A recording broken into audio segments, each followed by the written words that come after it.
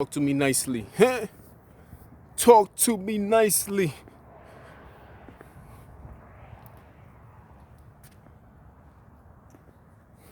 You know that cartel swag, you feel me? Cartel swag is dressing however you want, you feel me? Cause you know what I mean, we got our own army. We say what we want to go. You know, we call the shots, you feel me? No cheap shots, we call real shots. I'm talking about buying the whole bar type shit, you feel me? Close the club down. I'm buying the whole club type shit. Real shot. Not them cheap shots that these niggas take and run away with it. Nah. Not the cup shots. Nah, that's cheap shots. Talking about real shot caller. Shotter. Real shotters. Feel me?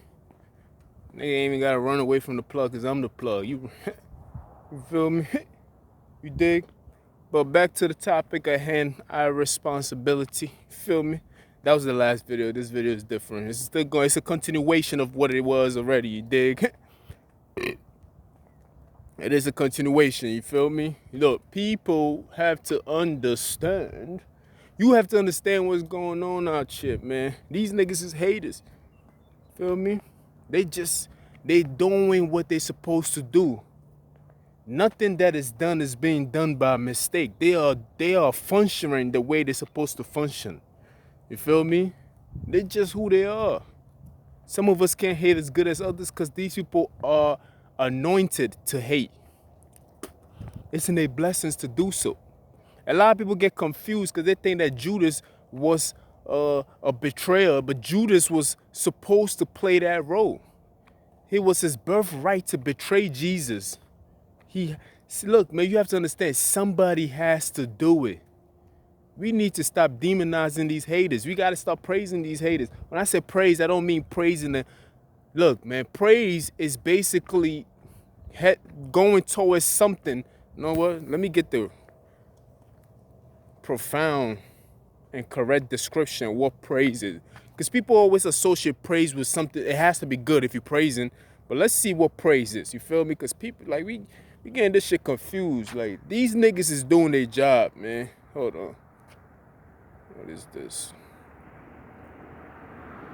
No, not Prado.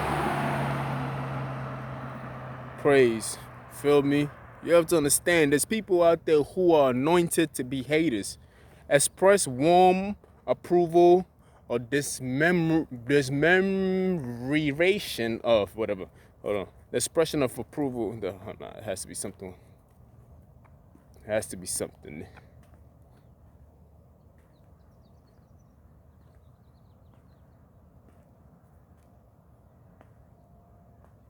So one of the words that's associated with praise is express. Cool.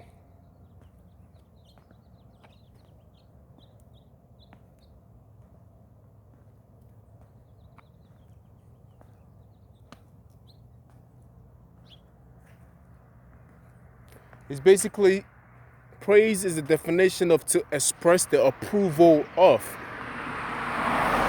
You feel me? That's what that's the definition of praise is. You feel me? Now we are praising. How did I even put it? We are basically praising. Praise does not necessarily mean something that has to do with divine. Of course, it's been attached, it's been hijacked by the divine realm of thinking. But praise is basically to express approval of. We express approval of a lot of things.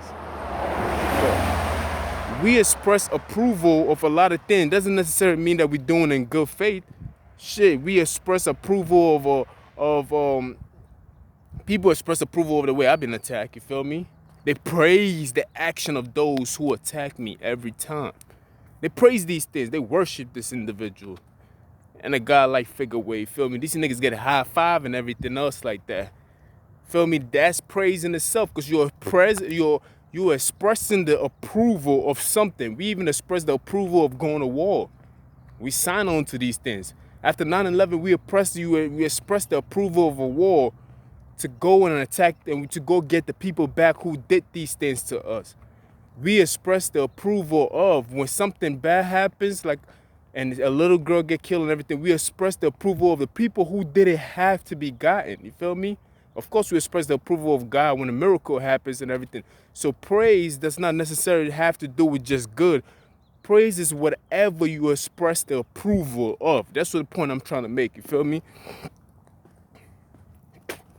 So we always praise individuals who do these things without even knowing. You feel me? We take into account all these things that we don't even really take into account because we always have this definition in our mind. We associate a definition of a word to whether it's good or bad. You feel me? It always comes down to those two.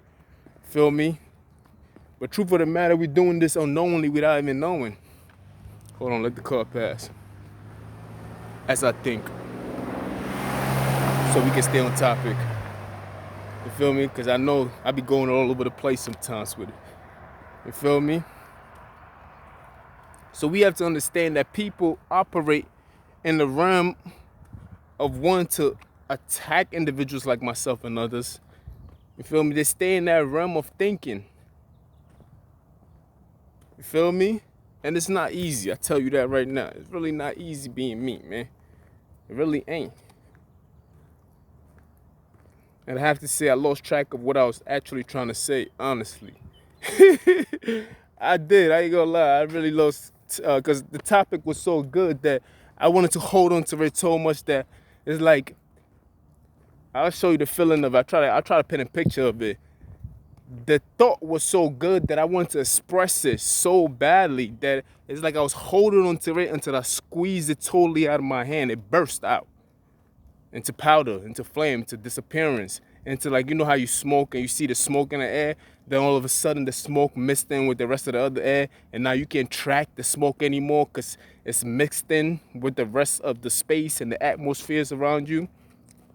But that's what happened to that thought, because I was so excited about it that I was holding on to it that it burst with the rest of the space around me that I can't even figure it out.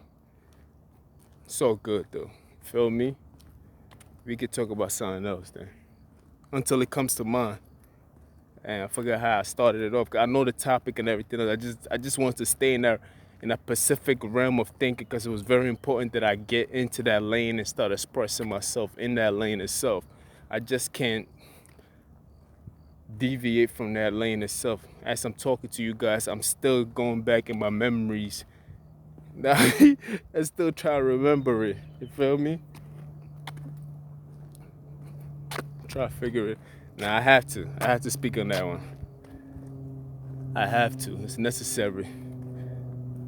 Hold on. Damn. It's right there too. I can't even lie to you. It's as if something that is like, it's like looking for your keys, but the keys is right on the table, but you looking everywhere else. You probably even looked at it and it just crossed your mind as if it wasn't even there. That's how I feel with the thought itself that I'm trying to hold on to. It's like it's right there. I'm looking at it, but I still can't figure it out. It's like I'm just looking for something that it's like, you know, you looking for your keys, but then it's like you forgot you was looking for your keys, but at the same time you looking for your keys. Some wild shit like that. I'm only using the word keys, so it doesn't necessarily mean that you have to attack my keys, faggot ass niggas, because you know these niggas. You could say 99% right, and they just pick something out of it and just try to operate on that. They devils. Yeah, I just saw Lucifer drive by. Anyway,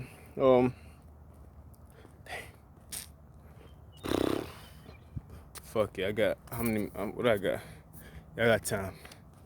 I always got time. Damn, I forgot what it was. I wanted to stay in that realm of thinking. I ain't even gonna lie. I can't even lie. I can't even lie to you. I can't even lie to you. I can't even lie. Damn,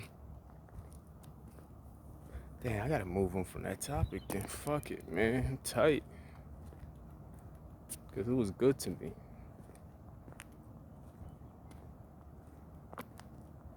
That was good to me.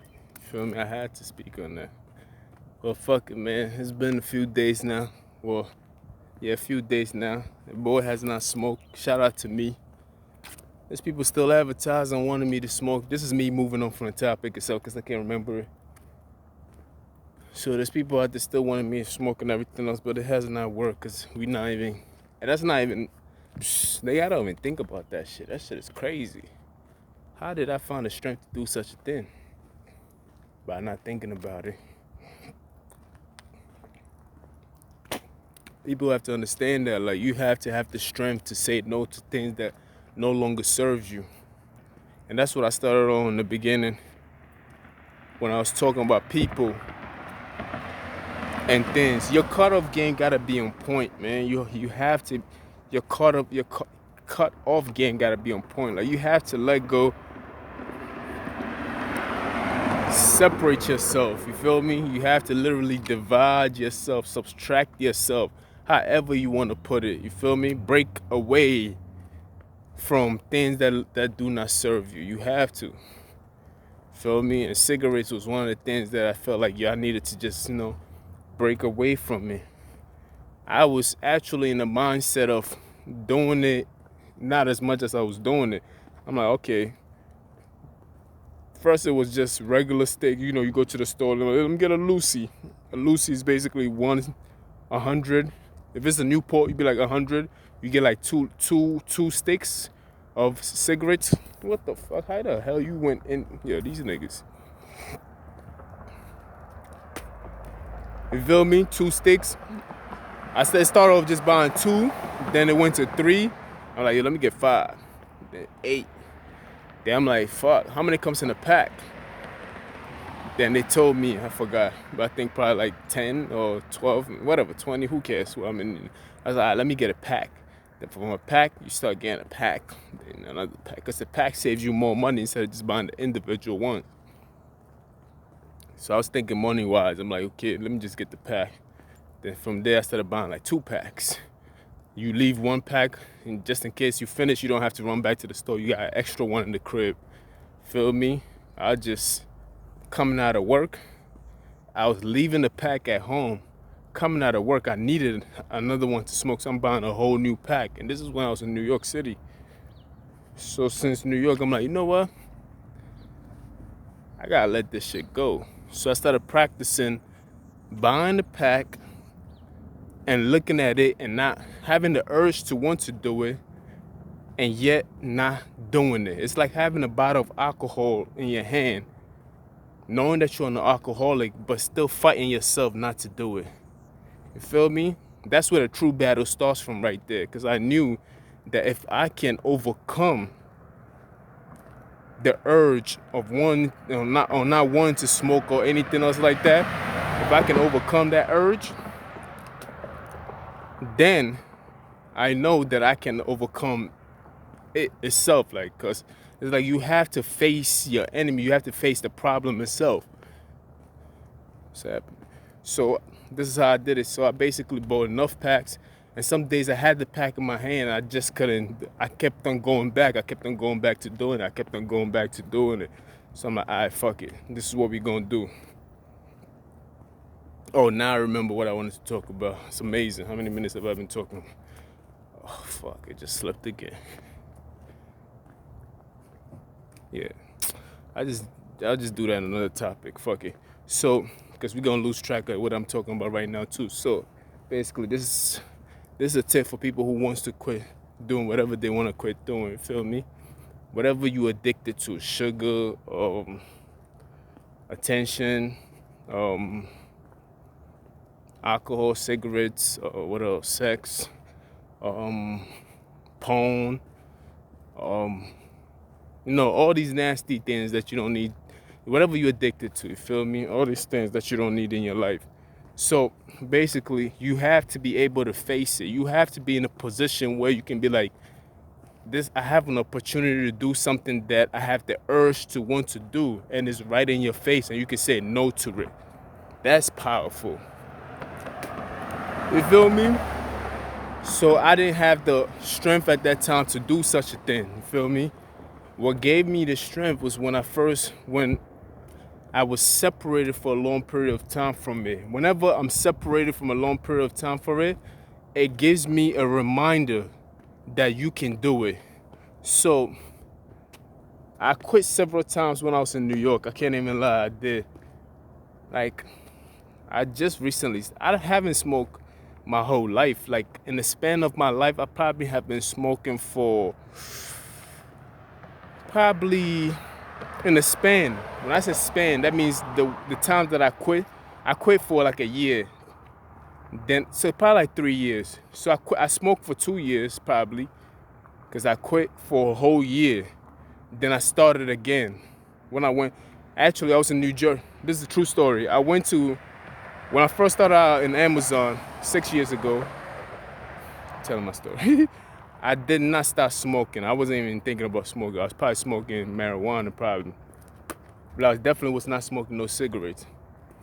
Then during that time frame, in a year in New York City, then I was transferred out to New Jersey. So 3 years, I did a year in New York City. Come pass by, my nigga. Ain't nobody holding you back. I did a year in New York City. I did 3 years in New Jersey. So my 3-year tender in New Jersey was when I started smoking, when I was in Jersey. You feel me? So I did Jersey for 3 years, but I didn't start right away smoking. So I did another year in Jersey without smoking. Then I started smoking that year. Then I quit one whole year. Then I started again. Then I quit for a little bit. Then when I went back to Staten Island, I started again. So every time you give me a break, I quit for a little bit. But this time I mean it when I said I wasn't going to go back in any form or shape. Maybe not. Hopefully God's willing. We still trying. We ain't going to lie to ourselves. That's one thing for sure and two things for certain. But I just started smoking probably roughly like 4 years ago altogether. Probably. But it's not like I've been smoking for like 10 years. No, I usually start, then I quit. Start, then I quit. Because I'm like, yo, it's not needed. I don't need to do it. You feel me? I just don't need to do it. True story. True story. You feel me? So I'm about to do my roundup, then go to work.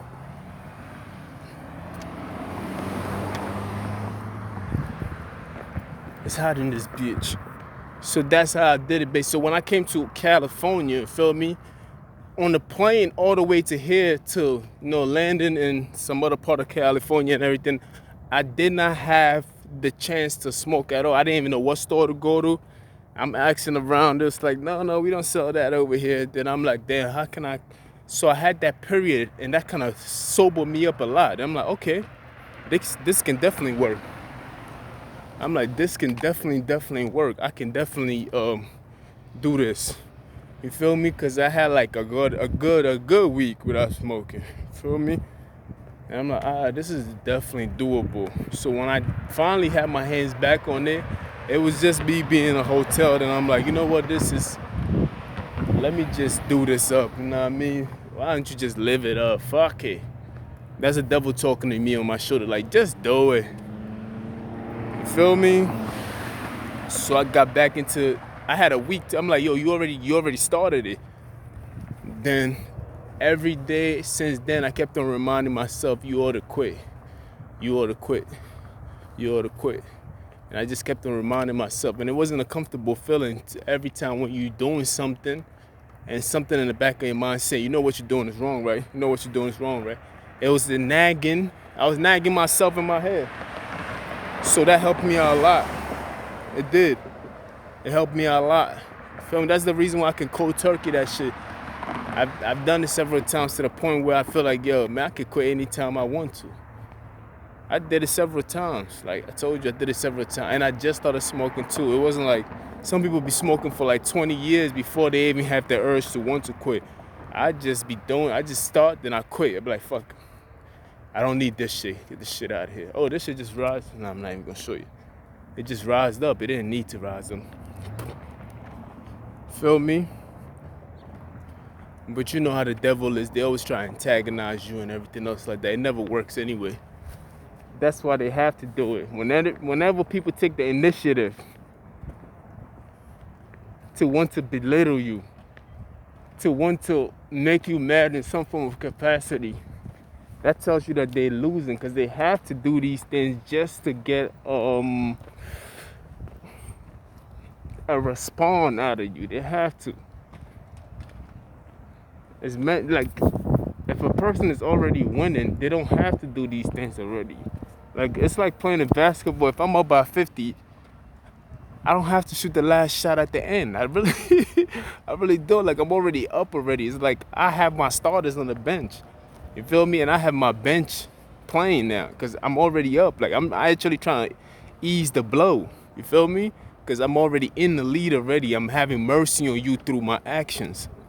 You feel me? Because, like, I've already overwon. Like, if anything, I want to lose so I can show you some kind of sympathy, some kind of, you know what I mean? Like, I'm actually lessening the blow. But if a person who is actually down by Allah, who does not know how to accept what is going on, they they will act in outrageously. They will be playing a little harder. They will be playing a little mad and bitter and just hard fouls and, you feel me, like just playing rough and dirty. Cause it's like, they bitter, they mad, you feel me? And that's what's going on sometimes. So when you see these things happening and people try to antagonize you and try to, like, trying to get the win of you and try to get some form of response out of you, just know that you're in the lead. Don't fall for the trap and get a technical foul and get thrown out the game when you already up. They losing, that's why they have to do the things that they're doing. Remember that. You feel me? They have to do these things because they're already down. So they have to be the one. Feel me? Anyway, we keep it moving. I'm about to go to work, you know how that shit go. Bomb.